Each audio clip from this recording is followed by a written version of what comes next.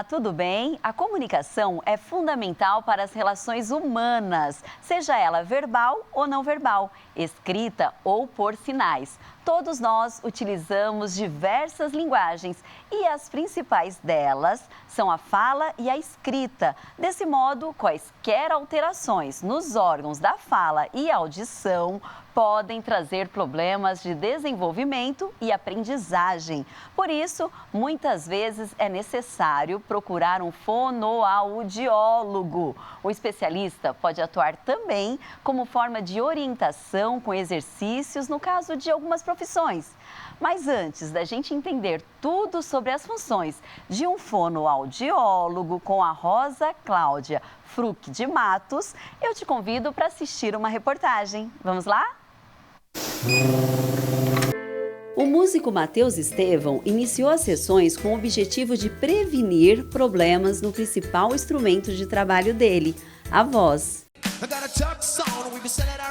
Quando eu comecei a cantar na noite e a ter esse fluxo de trabalho de forma muito mais intensa, houve a necessidade de ter um acompanhamento profissional. A gente está viajando, então tem o período da estrada, shows, por exemplo, no Carnaval a gente fez 2 shows no mesmo dia, em 2 cidades diferentes. Ou então 6 shows em 3 dias. Então tem uns batidões que a gente faz assim que exigem muito da gente, né?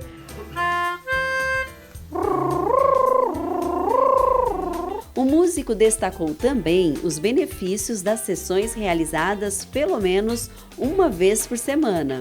Com esse cuidado, eu comecei a notar que o meu cansaço ele vinha de forma muito mais tardia, né? Num período muito mais tardio. Então era possível realizar mais shows cansando muito menos, exigindo muito menos.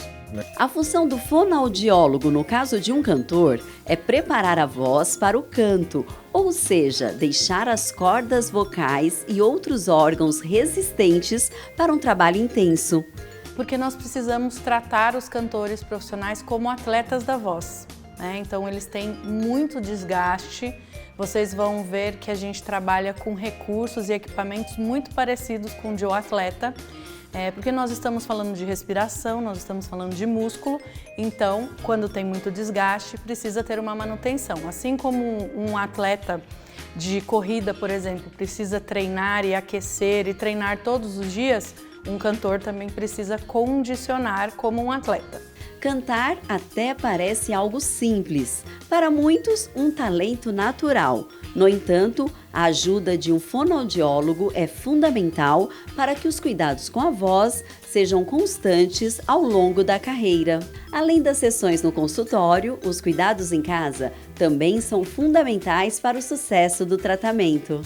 É igual um atleta. Então não é só no dia do jogo que ele tem que estar preparado, ele tem que ter os treinamentos e preparar essa musculatura durante a semana para que quando ela for exigida, ela responda de forma positiva.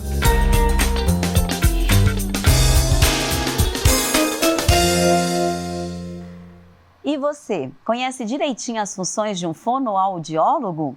Rosa Cláudia Fruc de Matos, nossa convidada hoje. Tudo bem, Rosa? Tudo bem. Muito obrigada, aceitou o nosso convite. Rosa, para a gente começar, quais são as áreas, né, de atuação de um fono? Eu posso abreviar para fono, né? Pode, claro. Pode chamar de fono o tempo todo. Ai, que ótimo. O fonoaudiólogo vai atuar na prevenção, na avaliação e na reabilitação dos distúrbios da comunicação de uma forma geral. Ou seja, audição, voz, fala, linguagem oral e escrita, algumas alterações de ordem da motricidade orofacial, que seria mastigação, respiração, deglutição. E também agora o fonoaudiólogo trabalha nas UTIs, trabalha dentro das UTIs neonatal também. E tem agora o teste da linguinha, né, que é feito junto com o teste da orelhinha logo que o bebê nasce, que também é uma função do fonoaudiólogo. O que o teste da linguinha detecta, por exemplo? O teste da linguinha ele vai avaliar o freno no lingual e a habilidade da criança de sucção para que a amamentação ocorra de forma correta e que não venha interferir nas funções de mastigação e deglutição no futuro, inclusive da fala. Olha, né? que interessante. Então, avaliado desde cedo, o fonoaudiólogo agora é lei. o teste da linguinha e o teste da orelhinha nos primeiros dias. Nos primeiros dias, de vida do assim bebê. que o bebê acaba de nascer. Ótimo. E na reportagem, o nosso personagem, ele é músico. Mas quais são as outras profissões que precisam, na verdade, desse auxílio de um fono, né? Nós sabemos que algumas profissões, professores, por exemplo, jornalistas. Uhum. Os professores são os mais impactados pelos problemas de voz, pelo uso muito frequente e em situações, às vezes, adversas, né? Então, ambiente ruidoso de sala de aula, quantidade enorme de alunos dentro da sala, às vezes as condições de acústica das salas. E dentre os professores de educação física e os professores que trabalham em academia são os mais impactados. Mas hoje eles já são mais orientados a usar aparelhos de amplificação sonora para não forçar tanto a voz. E tem também os políticos, principalmente em época de eleição, enche o consultório político para trabalhar a comunicação, os telejornalistas, pessoal de rádio, de televisão, o pessoal que está trabalhando nas mídias sociais também tem procurado muito para melhorar a performance comunicativa deles. Na dicção, Exatamente, né? na dicção, na comunicação, para ser uma comunicação mais efetiva e mais abrangente. E além da fala, um fono ele pode trabalhar também essa questão da leitura, da escrita. Como que funciona? Às vezes as escolas detectam logo cedo que as crianças estão tendo algumas dificuldades de aprendizagem da leitura e da escrita. Então, o fonoaudiólogo faz uma avaliação em algumas sessões para ver como está essa comunicação, a recepção dessa linguagem oral e como está a emissão dessa linguagem oral. E também como está ocorrendo essa aprendizagem da leitura e da escrita. E algumas alterações de leitura e escrita, a gente faz a intervenção e faz o acompanhamento dessas crianças. Olha, que bacana, muito interessante, né? E aí a própria escola encaminha ou, de repente, em casa, os pais podem perceber e já encaminhar essa criança? Procurar o serviço? Geralmente a escola está muito atenta. Inclusive, a pré-escola é uma grande... infância, né? Eles conseguem detectar antes da criança ser alfabetizada, se ela tem algumas dificuldades que podem impactar na alfabetização, né? E algumas crianças também, os pais percebem que essas crianças têm algumas dificuldades na aprendizagem da leitura e da escrita e ligadas ou não à comunicação oral. Muito interessante, bom os pais ficarem atentos, né? E nós voltamos já, depois do intervalo, com outras dicas bem especiais, claro, para você cuidar aí bem da sua voz. A gente volta já.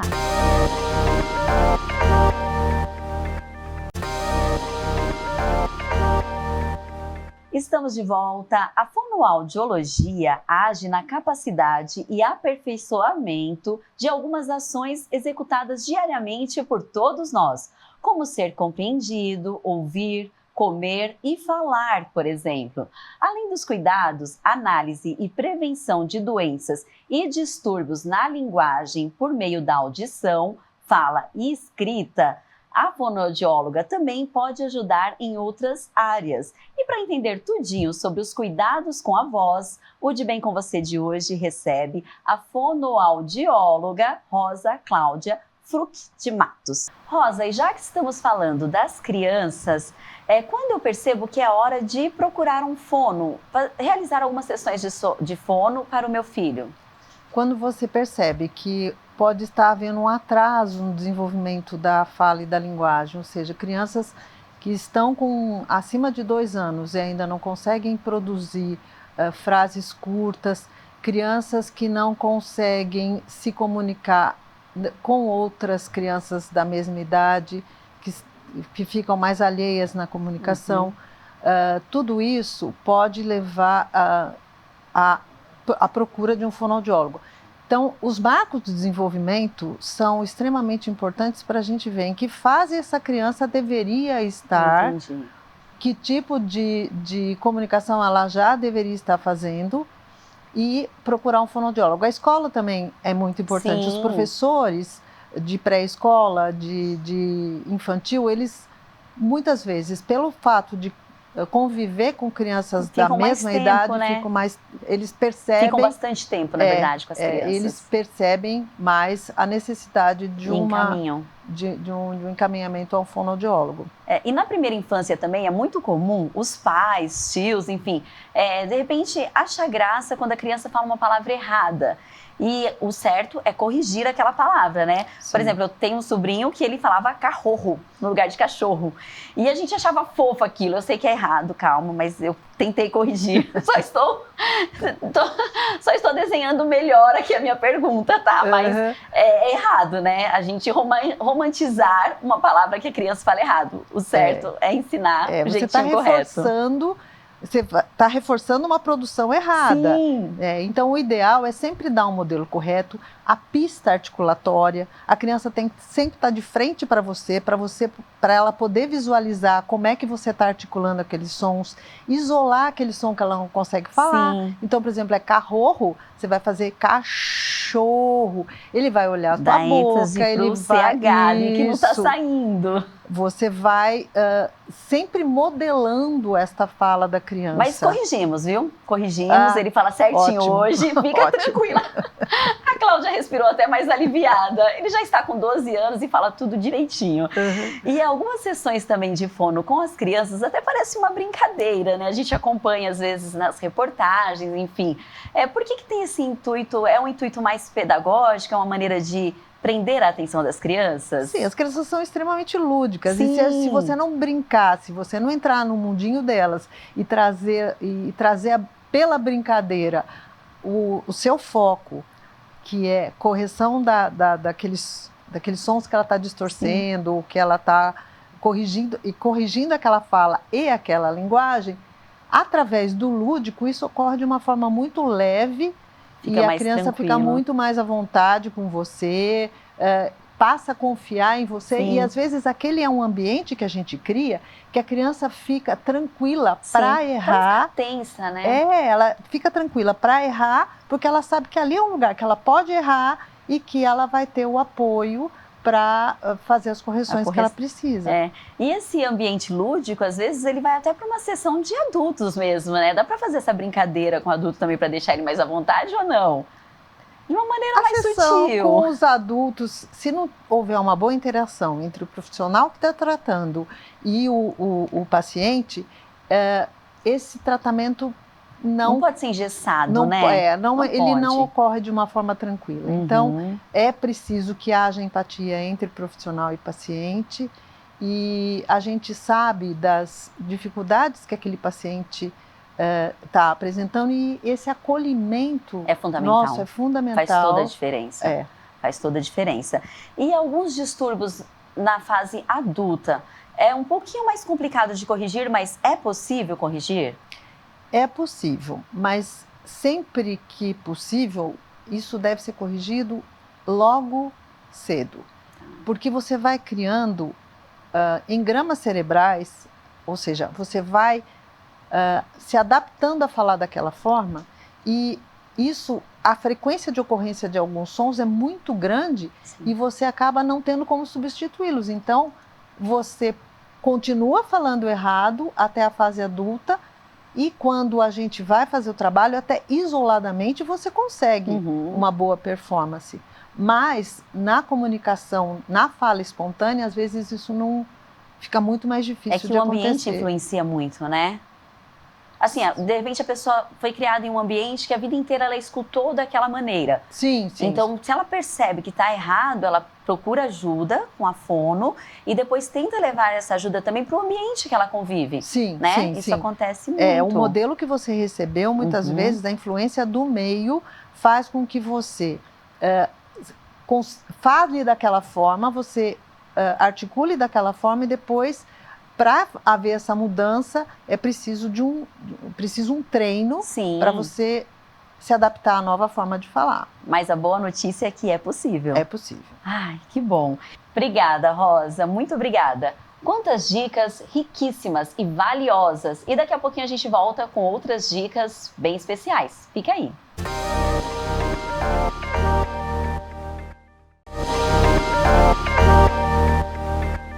Trocar letras, aquela famosa expressão língua presa e respiração oral são alguns dos motivos que geralmente levam os pacientes ao fonoaudiólogo. Mas há outros motivos que justificam uma consulta. São muitas as situações em que esse tipo de trabalho pode ser útil. E para entender quais são os principais cuidados com a nossa voz e como melhorar a nossa comunicação, o De Bem Com Você de hoje recebe a fonoaudióloga Rosa Cláudia Fruc de Matos. Rosa, como melhorar a comunicação? Quando você se avalia falando ou gravado, uma mensagem gravada, muitas vezes a queixa dos pacientes é: minha voz é horrível, não gosto da minha voz. Então, eu lamento informar, mas aquela voz que você gravou é a voz que todo mundo ouve, né? A gente recebe a nossa voz por duas vias.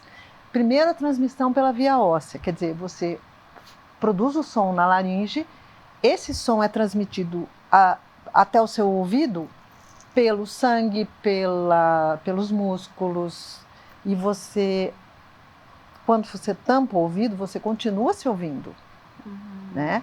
Pela via óssea. E pela via aérea, que o som se propaga no ar. Então, quando você se ouve através das duas vias. E quando você ouve a sua voz gravada, é a via aérea. Só uma via. É só a via aérea. E essa via aérea é a que todo mundo ouve de você. Então, se você quer aprimorar a sua voz, veja o que você não gosta dela. Minha voz é fina, minha voz é grossa, a minha fala a minha articulação é muito fechada, eu não falo direito, eu falo com a boca fechada, eu falo muito rápido. Trazendo já essa queixa, a gente tem um ponto de partida para aprimorar essa comunicação. Ótimo. E alguns profissionais, como ortodontistas ou ortopedistas funcional dos maxilares, eles encaminham os pacientes para sessões de fono. Por que isso acontece? Eles encaminham muitas vezes antes de começar o tratamento ortodôntico ou ortopédico, para a gente avaliar as funções que precisam dessa boca e desses dentes, dessa arcada dentária. Então, a gente avalia as funções de respiração, mastigação, deglutição, vê se precisa de um encaminhamento para o otorrinolaringologista saber a permeabilidade das vias aéreas superiores, para ver se esse paciente tem condição respiratória, porque muitas vezes tudo começa pela respiração alterada. Então, se você tem uma respiração oral, você tem um posicionamento inadequado da língua que pode impactar no desenvolvimento das arcadas dentárias. Até a formação do céu da boca também interfere, né? Algumas crianças são encaminhadas por conta dessa formação. E esse trabalho conjunto fono e ortodontista e ortopedista funcional é extremamente rico, porque às vezes o ortodontista deixa preparada aquela boquinha, mas a função está alterada, ela está adaptada àquela forma que existia antigamente, antes do uso do aparelho ortodôntico. Entendi. Então, quando vem, a gente já está com uma função, com uma forma adequada para você fazer aquela função de respiração, mastigação e deglutição e fala também. Tudo funciona em perfeita harmonia. Sim. E a questão da ingestão, né? Ingestão de alimentos, a dificuldade tem relação com procurar ajuda com uma fono? Qual que é essa relação? É extremamente importante ressaltar que dificuldades na deglutição, engasgos, dificuldade de sensação de bolo que não consegue engolir direito, isso deve ser, e principalmente nos idosos, isso deve ser muito bem avaliado pelo fonoaudiólogo para a gente tentar ver se precisa de um encaminhamento para outros profissionais para avaliar isso.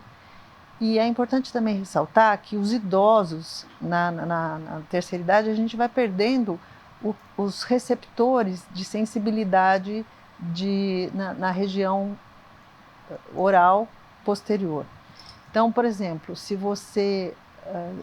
o idoso tem uma baixa hidratação, uma baixa produção de saliva, muitas vezes. E a boca fica muito seca. Sim. Então ele come o alimento fica parado ali na boca, fala, conforme ele fala, ele aspira. Entendi. Muitas vezes esses receptores não detectam que houve penetração do alimento. Esse alimento pode penetrar na via aérea, pode penetrar no pulmão e causar uma alteração respiratória, uma pneumonia. Entendi. Então é importantíssimo avaliar essas funções de deglutição. Olha só, como que a alimentação também está completamente envolvida com a questão da fala e da comunicação. Sim. E nós preparamos um quadro, por favor, Matheus, coloca aqui pra gente, com algumas dicas. Olha lá, motivos para procurar um fonoaudiólogo. Rouquidão constante. Tem que ficar atenta, né? Tem que ficar muito atento. Rouquidão constante. Se você tem episódios de disfonia, que a gente chama, né?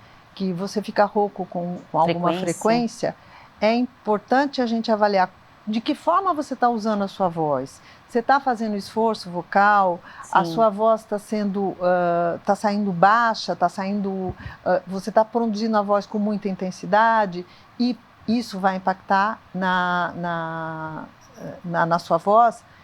É interessante procurar um otorrino, laringologista ou um fonoaudiólogo para investigar o que pode estar acontecendo. Perfeito. Problemas na fala, é lógico, né? A gente conversou aqui. Dificuldades na audição. Qual que é essa relação? Gisele, eu acho extremamente importante ressaltar isso. A nossa população está envelhecendo. E os problemas de audição tendem a surgir na terceira idade. Tá. Quando você recebe mal esse estímulo auditivo, você pode desenvolver, e se essa perda auditiva for progressiva, que você não percebe muitas vezes, você vai se isolando socialmente e você... Pode provocar outros problemas também, como depressão, como a demência. Outras A demência. A demência, uma das grandes causas da demência, do princípio da demência, pode ser o problema auditivo. Olha só. Então é interessantíssimo fazer, ao perceber o menor sinal de alteração auditiva, fazer uma audiometria, procurar um otorrinolaringologista, ver se precisa de aparelho de amplificação sonora para que isso não impacte lá na frente. Sim. Evitar outras doenças, inclusive a demência, né? E a dificuldade em engolir alimentos, acabamos de falar. E água, né, doutora?